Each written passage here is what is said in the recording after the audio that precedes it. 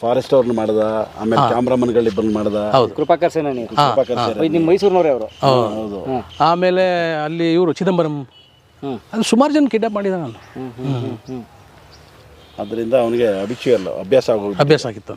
ಯಾವ ರೀತಿ ಎಲ್ಲಿ ಹೋಗ್ಬೇಕು, ಸ್ಟಾರ್ಟ್ ಪಾಯಿಂಟ್ ಏನು, ಎಂಡ್ ಪಾಯಿಂಟ್ ಏನು, ಎಲ್ಲೋದ್ರೆ ಸಕ್ಸಸ್ ಆಗ್ತೀವಿ ಅಂತ ನೋಡಿ ಅಷ್ಟು ಜನ ಇದ್ರೂ ಹೌದು ಇವ್ರನ್ನ ಎತ್ತಾಕೊಂಡು ಹೋಗ್ಬೇಕಾದ್ರೆ ಅವ್ನು ಯಾವ ಥರ ಪ್ಲಾನ್ ಮಾಡಿರ್ಬೇಕು.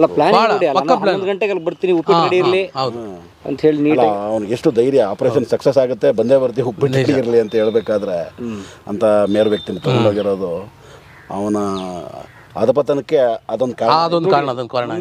ಹೌದು, ಮುನ್ನುಡಿ ಅಂತ ಅವ್ರು ಹೇಳ್ತಾ ಇದ್ರು. ನಮ್ಮನ್ನ ಇವನು ಹಿಡಿದಿದ್ದೇ ಅವನ ಒಂದು ಕೊನೆ ಎಂಡಿಂಗ್, ಇದು ನಮ್ಮನ್ನು ಮುಟ್ಬಾರ್ದಾಗಿತ್ತು.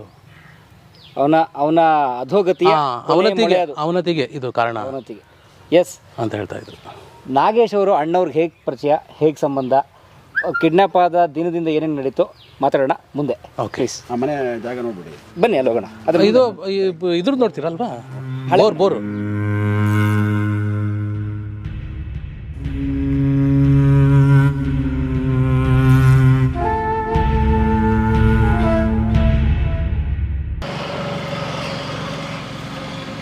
ಸರ್ ಏನು ಸರ್ ತೋಟ ಇದು ಬಂದು ಫಸ್ಟ್ ಕಿಡ್ನಾಪ್ಗೆ ಮೊದಲೇ ಕಿಡ್ನಾಪ್ ಆದಾಗ ಇದೇ ಮನೆ ಇತ್ತು ಇಲ್ಲಿ ಇದೇ ಮನೇಲಿ ಇದ್ದದ್ದು ಅವರು.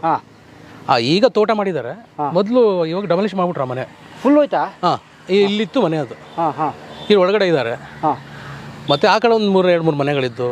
ಮತ್ತು ಅಲ್ಲಿ ಒಂದು ಗುಡಿಸ್ಲಿತ್ತು, ಅಲ್ಲಿ ಒಂದು 30-40 ಜನ ಕಬ್ಬು ಕಟಾವು ಮಾಡೋರು ಇದ್ದಾರೆ. ಎಲ್ಲ ಮಚ್ಚು ಕೊಳ್ಳಿ ಎಲ್ಲ ಇಟ್ಕೊಂಡು ಅವತ್ತಿದ್ರು 30-40 ಜನ ಇದ್ರು. ಕಬ್ಬು ಕೆಲಸದವರು ಇದ್ರು. ಎಲ್ಲ ಕಬ್ಬಿತ್ತು ಫುಲ್ಲು, ಎಲ್ಲ ಫ್ಯಾಕ್ಟ್ರಿಗೆ ಹೋಗ್ತಾ ಇತ್ತು. ಇಲ್ಲಿ ಮನೆ, ಅಪ್ಪಾಜಿ ಮನೆ, ಅವ್ರ ಒಳಗಡೆ ಇದ್ರು, ಅಮ್ಮ ಎಲ್ಲ. ಆದರೂ ಕರ್ಕೊಂಡು ಹೊಟ್ಟದ ಅಷ್ಟು ಜನ ಇದ್ರು. ಗನ್ ಪಾಯಿಂಟಲ್ಲಿ ಕರ್ಕೊಂಡು ಯಾವ ಮಚ್ಚು ಸಪೋರ್ಟ್ ಮಾಡಲಿಲ್ಲ.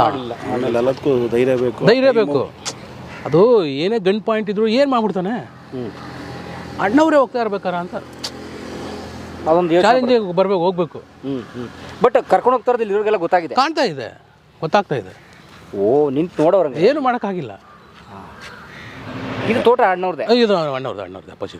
ಸೊ ಇಲ್ಲಿ ಎದುರುಗಡೆ ನೀವು ಗಮನಿಸ್ಬೋದು, ಆ ಕಡೆಗೆ ನಾವು ಆಗ್ಲೇ ಹೋಗಿದ್ವಲ್ಲ, ಅಂದ್ರೆ ಕಿಡ್ನಾಪ್ ಆದ ಜಾಗ, ಅಂದ್ರೆ ರಾಜ್ಕುಮಾರ್ ಅವರ ಹೊಸ ಬಂಗ್ಲೆ ಇದೆಯಲ್ಲ, ತೋಟದ ಮನೆ ಬಂಗ್ಲೆ, ಅದ್ರ ಆಪೋಸಿಟ್ ಇರೋದೇ ಇದು ಹಳೆ ಮನೆ. ಅಣ್ಣ ಅದ್ರ ಬಗ್ಗೆ ಒಂದು ಒಳ್ಳೆ ವಿಷಯ ಹೇಳ್ತಾರೆ ಸರ್, ಹೇಳಿ. ಅಂದ್ರೆ ಅವರು ಅಲ್ಲಿರಕ್ಕೆ ಇಷ್ಟಪಡ್ತೀರಾ, ಇಲ್ಲಿರಕ್ಕೆ ಇಷ್ಟಪಡೋರು. ಅವರು ತುಂಬಾನೇ ಪ್ರೀತಿ ಇಲ್ಲಿ ಇರಕ್ಕೆ. ಹಳೆ ತರ ಇತ್ತು.